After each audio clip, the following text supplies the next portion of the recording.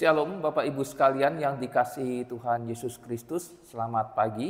Apa kabar? Saya harap Bapak Ibu semua dalam kondisi yang baik dan senantiasa memiliki relasi yang baik dengan Tuhan. Pada pagi hari ini kita akan merenungkan firman Tuhan, namun sebelumnya saya mengajak Bapak Ibu untuk berdoa.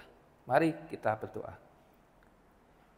Tuhan Yesus, terima kasih untuk kasih setia kebaikan Tuhan dalam hidup kami. Pada hari ini kami akan merenungkan firman Tuhan. Tuhan memberkati, Tuhan menolong, sehingga firman Tuhan menjadi satu rema di hati kami dan kami hidup seturut kehendak Tuhan. Terima kasih Bapa, dalam nama Tuhan Yesus kami sudah berdoa. Amin. Firman Tuhan pada hari ini terambil dari Amsal pasal 4 ayat 10 sampai 13. Amsal pasal 4 ayat 10 sampai 13. Saya akan bacakan, Bapak Ibu, saya persilakan menyimaknya dalam hati. Amsal 4 ayat 10 sampai 13. Hai anakku, dengarkanlah dan terimalah perkataanku, supaya tahun hidupmu menjadi banyak. Aku mengajarkan jalan hikmat kepadamu, aku memimpin engkau di jalan yang lurus. Bila engkau berjalan, langkahmu tidak akan terhambat. Bila engkau berlari, engkau tidak akan tersandung. Berpeganglah pada didikan, janganlah melepaskannya. Peliharalah dia karena dialah hidupmu. Bapak Ibu sekalian yang dikasihi Tuhan, Amsal ini ditulis oleh seorang raja yang luar biasa, yaitu Salomo. Kita tahu Salomo itu adalah seorang raja yang memiliki hikmat Tuhan. Hikmat itu didapat ketika Tuhan menanyakan pada Salomo, Salomo kamu mau apa? Mau apa aja saya kasih. Salomo tidak minta apa-apa, hanya minta hikmat. Nah, hikmat Tuhan yang dia terima, yang dia punya, itu memimpin bangsa Israel menjadi bangsa adidaya yang luar biasa. Kalau kita melihat Salomo selama memiliki hikmat Tuhan, maka dia memimpin bangsa Israel begitu luar biasa. Bangsa Israel menjadi bangsa yang dihormati. Bahkan bangsa-bangsa sekitar pun memberikan upeti kepada bangsa Israel tanpa berperang. Jadi bangsa Israel sangat dihargai sekali. Inilah salah satu yang diyakini menjadi latar belakang pemikiran Salomo ketika menulis Amsal 4 ini ayat 10 sampai 13, di mana dia mengatakan bahwa jalan yang Tuhan berikan, kalau kita punya hikmat Tuhan, maka jalannya akan lempeng-lempeng saja, akan lurus-lurus saja. Dan hikmat Tuhan itu harus dipegang, harus dipelihara. Inilah yang menjadi landasan di dalam ayat 10 sampai ayat 13 yang kita baca tadi. Bapak Ibu sekalian, Salomo bukan tanpa cacat, bukan tanpa celah.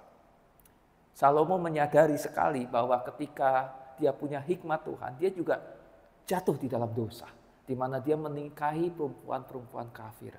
Dan ketika dia menikahi perempuan-perempuan kafir yang Tuhan tidak suka, maka beberapa generasi kemudian bangsa Israel terpecah menjadi dua.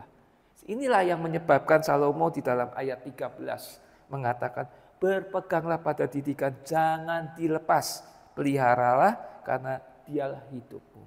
Bapak Ibu sekalian yang dikasihi Tuhan, kita sebagai anak-anak Tuhan, kita yang mengaku orang percaya, kita yang mengaku Kristen. Pertanyaannya, kita ini Kristennya Kristen sungguh-sungguh pengikut Kristus atau KTP? Bapak Ibu sekalian, kalau kita pengikut Kristus, maka sebetulnya kita pengikut Kristus yang sejati adalah orang yang memiliki relasi dengan Tuhan. Orang yang memiliki relasi dengan Tuhan, maka dia memiliki kepekaan dengan suara Tuhan. Dan ketika dia memiliki kepekaan dengan suara Tuhan, maka hikmat Tuhan menyertai di dalam setiap keputusan hidupnya. Jadi sangat penting Bapak Ibu sekalian, ketika kita hidup di dunia ini, kita mengandalkan Tuhan. Mengandalkan keputusan Tuhan. Bertanya sama Tuhan terlebih dahulu sebelum kita memutuskan. Ini yang membuat kita dalam setiap mengambil keputusan, kita mengambil keputusan yang benar dan sesuai hikmat Tuhan. Pertanyaannya adalah, apakah Bapak Ibu sekalian termasuk saya memiliki relasi dengan Tuhan sehingga peka dengan suara Tuhan. Kita masing-masing bisa menjawabnya di dalam hati kita. Kalau belum, mulailah berrelasi dengan Tuhan saat ini. Sehingga ke depan, jalan hidup kita ke depan, kita berjalan di dalam jalannya Tuhan. Mari kita berdoa. Tuhan Yesus, terima kasih untuk renungan firman Tuhan hari ini. Biarlah firman Tuhan mengajar kami untuk memiliki relasi dengan Tuhan. Sehingga kami memiliki hikmat Tuhan dan hikmat Tuhan menyertai di dalam setiap keputusan kami. Terima kasih Tuhan, dalam nama Tuhan Yesus kami sudah berdoa. Amin.